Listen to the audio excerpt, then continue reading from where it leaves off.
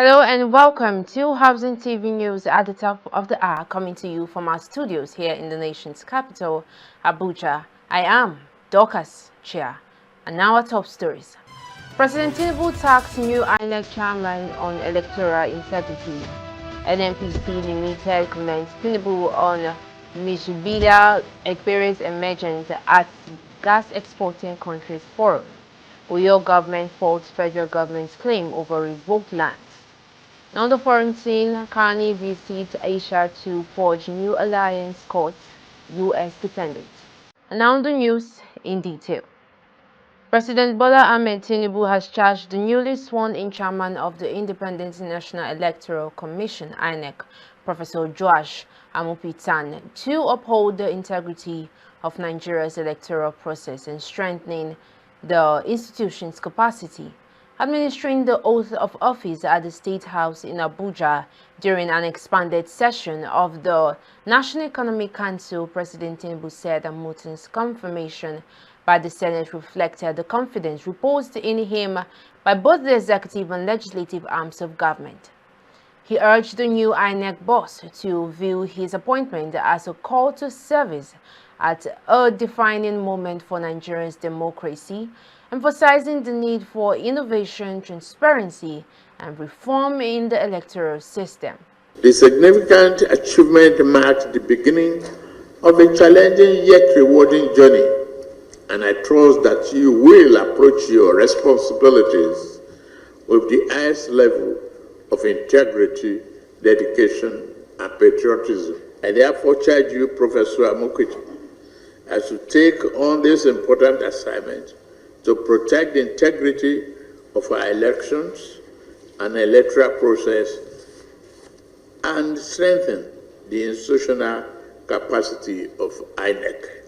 Professor Amopitan, who is 58 years old, who succeeds Professor Mahmood Yakubu, was confirmed by the Senate on October 16th. At his screening, he pledged to reform the nation's electoral process, strengthen institutional independence, and rebuild public trust. Still, on the issue of the INEC chairman, the newly sworn chairman, Professor Joash Amopitan, has pledged to uphold integrity, transparency, and discipline in the Commission's operations. Speaking with the INEC staff in Abuja after his inauguration by President Bola Ahmed Tinubu, Amopitan said the Commission remains committed to delivering free, fair, and credible elections that reflect the will of Nigerians. He urged staff to work as a team, strengthen internal processes, and ensure professionalism ahead of upcoming polls. Acting Chairman Agbamuche Mbu described Amopitan's appointment as timely, noting his leadership comes as INEC prepares for the Anambra governorship election in November 2025. I'm going to defend the Constitution and the laws of the Federal Republic of Nigeria as far as it relates to the electoral system. And like the President said, I was given a clear charge to ensure credible, fair and free election. Away from that story, the Surveyor General of the Federation, Abdulganiyu Adeyemi Adegbumi, says his two-year tenure extension will focus on remapping Nigeria to drive national development in line with UN recommendations and President Tinubu's renewed hope agenda. Speaking in Abuja, Adegbumi said a modern geospatial data system would help identify locations of schools, hospitals, farms, and markets nationwide, supporting planning and governance. He emphasized that mapping is crucial to infrastructure security and sustainable development, noting that Nigeria's last comprehensive map was produced in 1970s. The Surveyor General of the Federation listed funding as the major challenge, but assured that investment in mapping would yield long-term economic and governance benefits. And now, the Nigerian National Petroleum Company Limited has congratulated President Bola Ahmed Tinubu for his role in the emergence of Dr. Philip Michelle Bila, Managing Director of Nigeria LNG Limited, as Secretary General of the Gas Exporting Countries Forum. NNPC Limited described the development as a historic milestone for Nigeria and a validation of the federal government's gas agenda to drive industrial growth and economic development.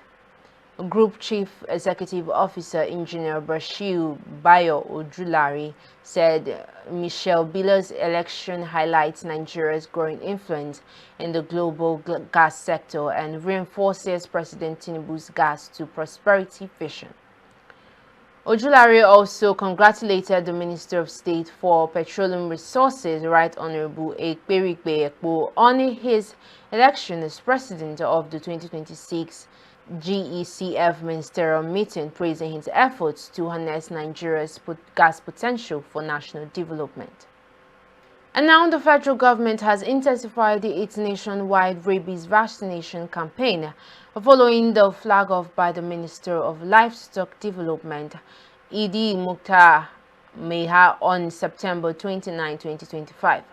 Under the One Health initiative, 26,000 vaccine doses have been distributed across 8 high-risk states, including Plateau, Kano, Lagos, and Cross River.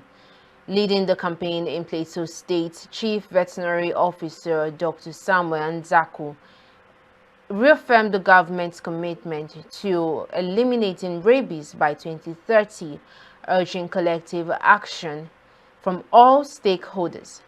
Plateau's Commissioner for Livestock Development and local officials commended the intervention, pledging stronger collaboration to expand vaccination coverage. The Commissioner of Police, Kebbi State Command, Bello Sani, has presented checks totaling 33 million naira to 50 families of police officers who died in active service.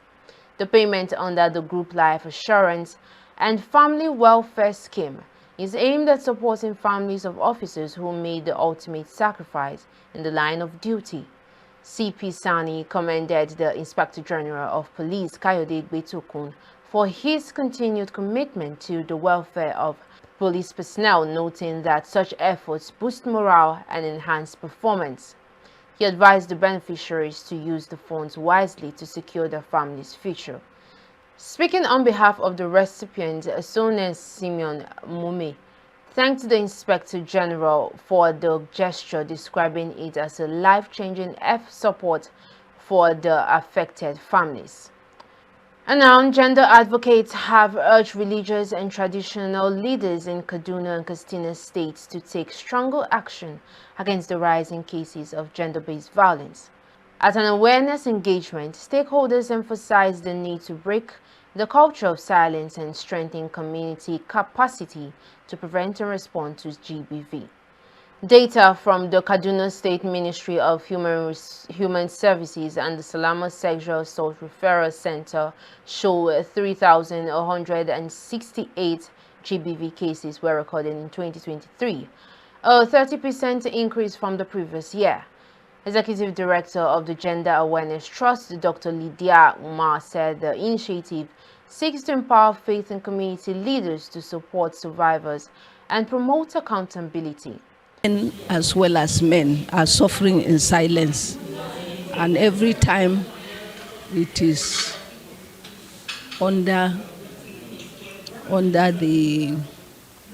the idea that religion permits this or religion does not permit this, our culture permits this, our culture does not permit this. And because of that, we think it is useful for us to come together with Christian women and also women of culture to identify those cultural practices. You should cut down on the prevalence of gender-based violence. For now, prevalence is very high. There's hardly any day in any community that you don't have cases of gender-based violence. What to do is to bring it down, and then also to break the culture of silence. Many people go through hell without talking. Research has shown that a lot of violence takes place. Traditional and religious leaders, including Yakubu Batuk and Badinari Gada called for mindset change and stronger moral action to end abuse and protect all victims. This violence is almost in every community, and our community too is not exempted. However, we are making our own efforts to stem the situation, but it is not an easy one. So with our coming here, it sensitizes us on the steps to be taken in the event there is such occurrence of gender violence in our communities, what we should do, steps to be taken. The knowledge and the awareness we will acquire here, we will take it back home and then work on it to see to the improvement of our communities and then family setup. On this training, the religious leaders are the best people that can stand to stop this gender violence, because they are a voice in the community and in the church. And so when they stand to address this issue, I believe it will stand. So once they know their responsibility in fighting against gender-based violence and they stand on it, it will help to reduce it drastically in our communities. There are many people that are suffering in silence. Many are not ready to voice it out because maybe they are afraid of how people will think about them or say about them. Stakeholders reaffirmed that faith-based and community-driven interventions are vital to curbing the growing menace and ensuring safer, more equitable communities. Coordinator of the Home for the Needy in Edo State, Pastor Solomon Folorunsho, has called on the government to prioritize education as a lasting solution to insecurity across the country. Speaking at the internally displaced persons camp in Uhogwa Ovia South local government area, Pastor Folorunsho said education remains the key to empowering displaced children and building a safer society. But every day we pray and trusting God that He will touch the heart of someone somewhere who have a kind heart and would come and support. That is how we are living. I don't want to use the word surviving. Yeah, that's how we are surviving. And from time to time, persons come from different places. They drop what they have. No matter how small or big, we have learned how to manage and to keep the children alive, make them go to school. School have started now here. You see sport is going on. And so that's how we are living. And I'm very happy that the children, their life, the way they are living and their academic performance is encouraging us.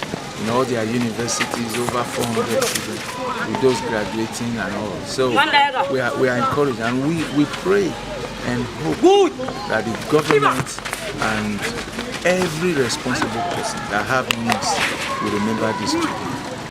He appealed to well-meaning Nigerians to support the over 3,000 residents of the camp, most of whom were displaced by conflicts in northern Nigeria. Deputy Camp Director Ms. Evelyn Omige also urged the government to create job opportunities for displaced graduates, while some students share their dreams of returning to school to rebuild their lives. Them that have graduated, we are calling on the government to bring employment to them. They need good employment, good one. You know, we've raised 4 practicing lawyers that are practicing, not the ones that just graduated from law school. That were just called to bar. We have 4 practicing lawyers. Out of these 4, only 2 are working with government. The other 2 are working with private law firms. You know, so we call on the government to come give employment to all our graduates. We have many of them actually, but they need to be employed. It's when they are employed that they will be able to, give back, to support their younger ones that they left behind. Yes, but they need to be stabilized. They need good job. So it's government give good job to these ones. They've gone through a lot. At this point, they need to be smiling. So the government is doing very well, but in the field of our academic, we need notebooks, we need textbooks. Let the government join us and support us here in the IDP camp. We need teachers also, so that they can be able to teach us, and we need some writing materials in the school. We need some markers, some books. School, I was very happy that they resumed school, but we don't have notebook to write and school materials. Before we go to school, we know it will just go to school like that. We don't have teachers, we don't have markers and chalk to write in the school, and we don't have chair and desk. We'll now take a pause here, and up next are news stories from the build sector. Stay with us. Visit Housing TV Africa on YouTube and click on the subscribe button. Subscribe to Housing TV Africa to stay updated on latest happenings in Nigeria's housing sector. Follow our social media pages, like and share our posts. On Facebook, Housing TV Africa. On Twitter, Housing TV Africa. Instagram, Housing TV Africa. Welcome back. Glad to have you join us on Housing TV News at the hour. Now to the build sector. The Oyo State government has refuted claims by the federal government regarding ownership of certain properties in the state, insisting they were lawfully revoked and now belong to Oyo State. Commissioner for Lands, Housing and Urban Development, Akinfunmilayo Williams, said in Ibadan that the revocations followed the due process under the Land Use Act of 1978, which vests control of land in state governors. He explained that the affected sites include Academ at the Iwo Road, the Federal Locust Estate at the Idi and Yunre, and the Federal Housing Scheme in Saki had been abandoned for decades and posed security risk. Williams accused some federal agencies of flouting planning regulations and warning that the state would no longer tolerate such violations. He assured investors that the revocations were aimed at ensuring order, safety, and sustainable development. In Lagos State, the government has announced plans to decommission aging landfills, including Olusosun and Solus 3, as part of efforts to improve waste management and promote environmental sustainability. Commissioner for the Environment and Water Resources, Tokunbo Wahab, disclosed this after a meeting with chairmen of the state's 57 local government and local council development areas. Wahab said the initiative aligns with Governor Babajide Sanwo-Olu's goal for achieving a cleaner and flood-free Lagos through stronger coordination between state and local authorities. He urged councils to intensify waste collection, community sensitization and enforcement against indiscriminate dumping, while reaffirming that the ban on street trading remains in force. Handing over to sports update, the Benue State Governor, Reverend Father Hyacinth Alia, has approved the immediate dissolution of the board and management of Lobby Stars Football Club Makurdi. A statement by his chief press secretary, Teso Kula, said the move aims to reposition the club for greater efficiency, accountability, and improved performance in the Nigeria Premier Football League and other competitions. The governor directed all affected officials to hand over documents, assets, and responsibilities to the Commissioner for Youth, Sports, and Creativity. While appreciating the outgoing management for their service, Governor Alia assured that a new structure would soon be unveiled to drive Lobby Stars' revival. He reaffirmed the administration's commitment to sports development as a tool for youth engagement and social cohesion. Lobby Stars were relegated from the NPFL in April 2025 after 27 years in the top flight, but are currently featuring in the Gold Cup pre-season tournament.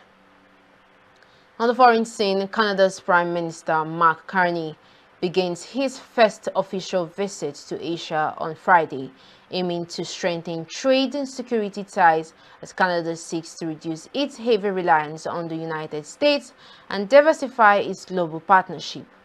During the week-long trip, Carney is expected to attend the Asian Summit in Kuala Lumpur, hold meetings in Singapore and participate in the APEC summit in South Korea. Officials say a meeting with Chinese President Xi Jinping is also possible, signaling efforts to reset strained Canada-China relations. Analysts say Carney must convince Asian leaders that Canada is charting an independent foreign policy distinct from Washington's as tensions between the U.S. and China continue to shape global trade. Last month, Canada signed a major trade deal with Indonesia and is pursuing similar agreements with the Philippines, Malaysia, South Korea, and Japan. Despite these moves, about 75% of Canada's exports still go to the U.S. Experts say Asia offers greater long-term opportunities for Canada's energy and commodities exports, though any engagement with China will remain sensitive and geopolitical rivalries. And that's the much we can take on Housing TV News at the top of the hour. But before we go, a recap of our top stories. President Tinubu taxed new INEC chairman on electoral integrity. NNPC Limited condemns Tinubu on Michelle Bila Ekperi case emergence at Gas Exporting Countries Forum. Oil government faults FG claims over revoked lands. On the foreign scene, Carney visits Asia to forge new alliances, cut U.S. dependence. For more news in the housing sector, do well to follow us on all our social media platforms. You subscribe to our YouTube channel, Housing TV Africa, and download the Housing TV mobile app on your Google Play Store and Apple Store to stay connected. Many thanks for watching. I am Dorcas Chia. Bye for now.